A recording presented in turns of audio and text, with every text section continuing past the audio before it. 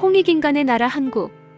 7만 2천년 순행 역사의 한국은 5천년 중국 업어 기르고 2500년 일본 젖먹이고 3만 년을 지구촌과 교류하며 교화와 복본의 역사를 베푼 부모 스승 신선의 나라 홍익인간의 나라 한국 35.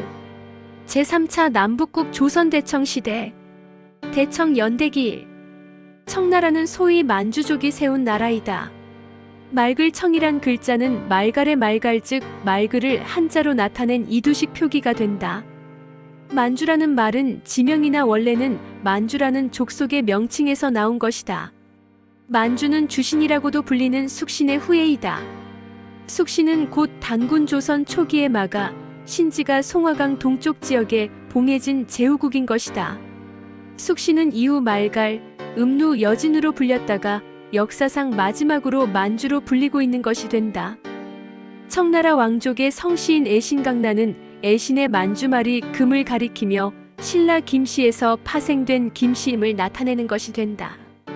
즉 역사적으로 여진족의 금나라와 만주족의 청나라의 왕족인 김씨는 신라 출신 김씨의 후예가 되는 것이다. 청나라 시조 누르하치는 금아지라는 말로써 신라 김씨 시조인 김알지와 같이 금의 후손이라는 뜻이 된다.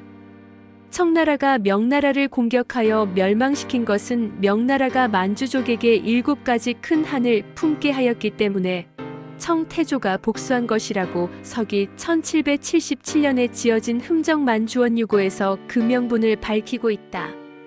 청나라는 소위 한족의 땅을 비롯한 거대한 영토를 차지한 정복국가이다. 1.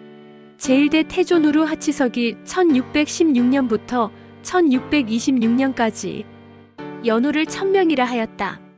서기 1616년에 기마골타의 후손인 누르하치가 후금을 세웠다. 누르하치의 누르는 황금색을 나타내는 말로써 금이며 하치는 아지, 악이라는 말로써 후손을 뜻하는 것이 된다. 서기 1619년 천명사년에 조선의 왕 이홍광의 군이 장수 강옥립을 보내어 군사를 이끌고 명나라를 도왔는데 부차례 들에서 전쟁하였으나 크게 패하였으며 강옥립은 5,000명의 군사로 항복하였다.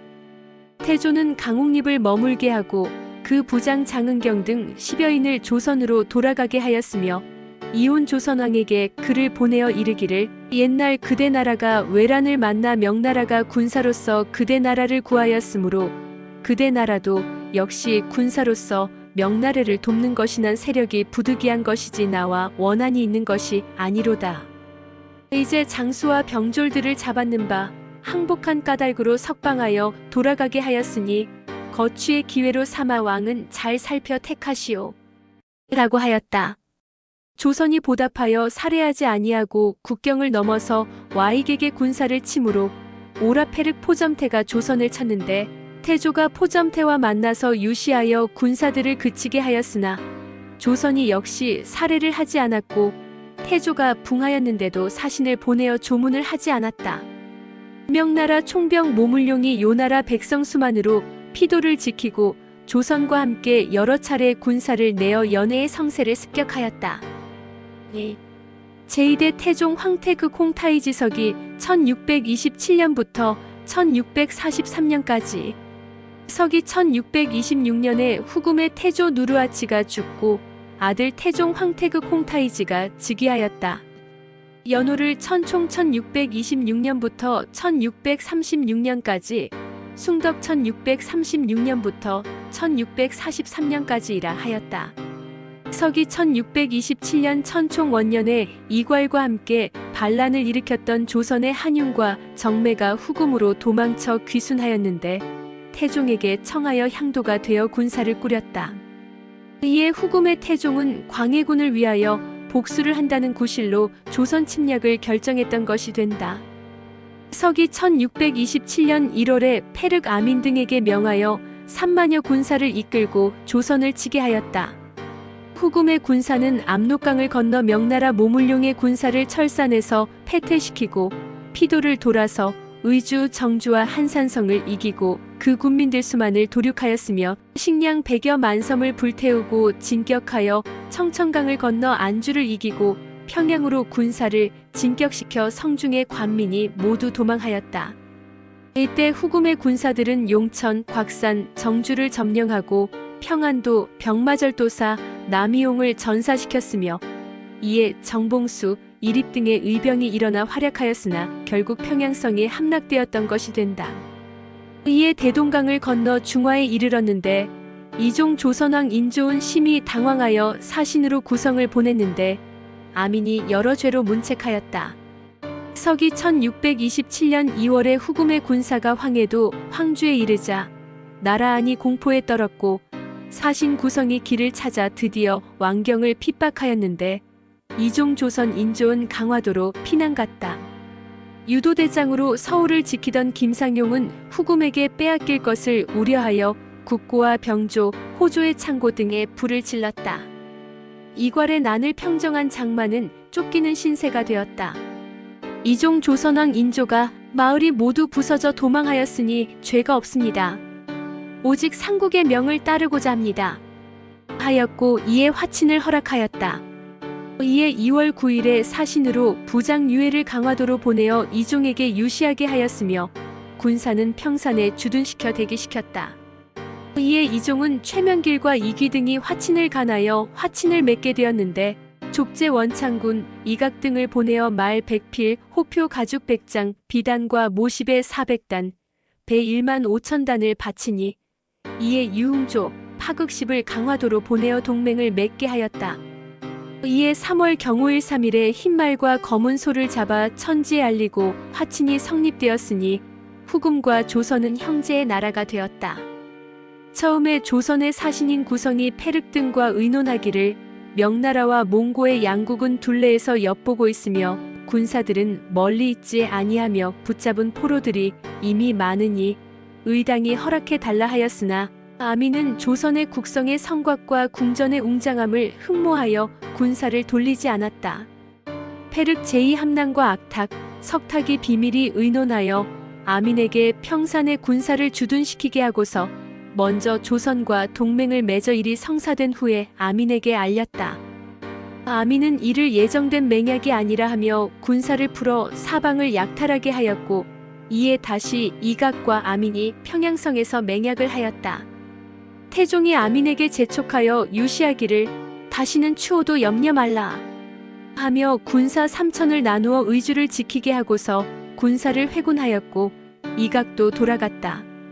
이에 9월에 이종 조선왕 인조의 청을 받아들여 의주의 군사를 돌아오게 하였고 아울러 포로들을 풀어주게 하고서 춘추의 세패를 수송하는 것과 호시를 의논하여 정하였다.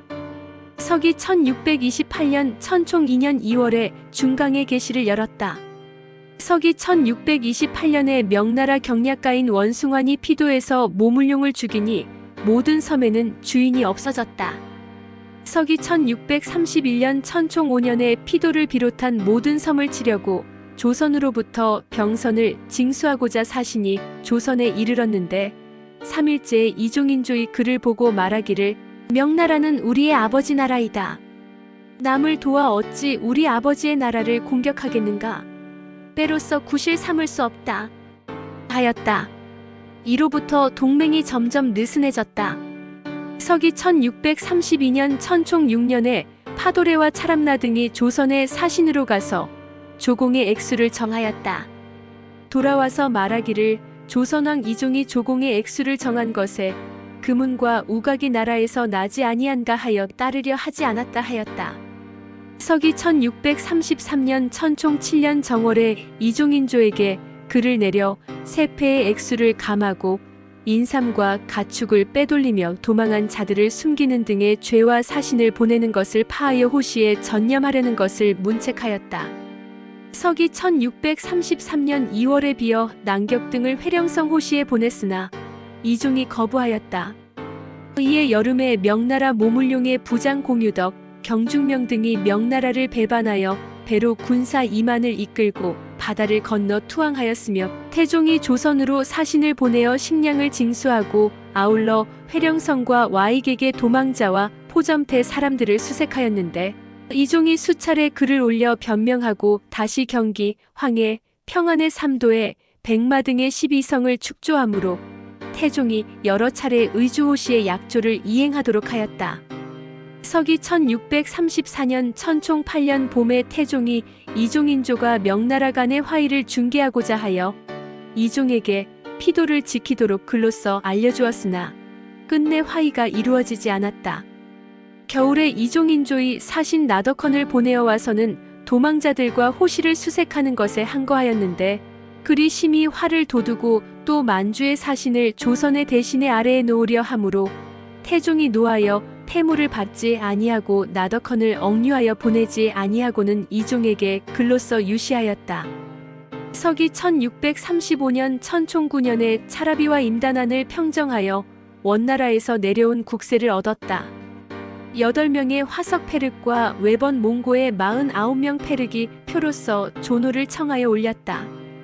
태종이 이르기를 조선은 형제의 나라이니 의당이 함께 그것을 논의해야 한다 하였다.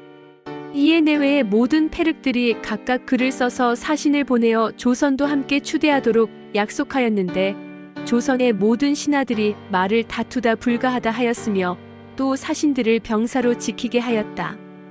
사신 영아이대가 무리를 이끌고 말을 빼앗아 문으로 돌진하자 조선왕 이종이 사람을 보내어 따라와서는 글로 알렸는데 또 글의 변경에 신하들의 경계가 엄하다고 유시하였으며 정묘년에 맺은 강화에 잘못이 있어 이제 마땅히 끊기로 결정한다 라는 말이 있어 영아이대가 아울러 그것을 빼앗아다가 바쳤다.